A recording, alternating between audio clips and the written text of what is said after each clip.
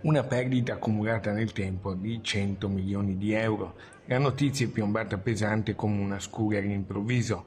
DFS, colosso del russo con sede principale ad Hong Kong in Cina, che gestisce spazi e attività commerciali anche in Italia e a Venezia, al Fondaco dei tedeschi, nel cuore del centro storico, ha fatto sapere per questi motivi di non essere più intenzionata a rinnovare il contratto di locazione per la gestione di spazi e attività commerciali quando questo scadrà a settembre 2025, perciò tra meno di un anno. Una vera e propria doccia gelata che, se non verrà modificata, mette a rischio il futuro di quasi 230 dipendenti. Siamo molto preoccupati, siamo anche amareggiati per la scelta di DFS e per il modo con cui ce l'hanno comunicata. Il Comune di Venezia ha già convocato le organizzazioni sindacali e condividerà con loro eventuali percorsi insieme anche alla Regione Veneto per arrivare a tutelare al massimo i diritti dei lavoratori e evitare che questa soluzione assuma i contorni drastici così annunciati.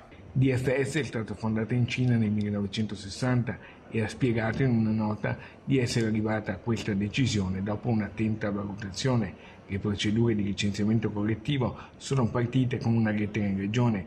Le attività oggi insediate continueranno a lavorare fino al primo semestre del 2025, poi gli ultimi mesi saranno concentrati soprattutto sulle operazioni di disallestimento. Insomma, una smobilitazione a pieno titolo, se non arriverà una mediazione tra il gruppo, sindacati e enti locali. La parte governativa, il governo farà la propria parte alzando la voce con chi in questo momento si sta comportando in questo modo nei confronti di uno dei simboli della nostra città. DFS ha motivato questa decisione così drastica sostenendo che questo modello produttivo in Europa non funziona come in Oriente e le attività sarebbero in costante perdita. Molto preoccupato anche Nicola Pegoraro della CISL.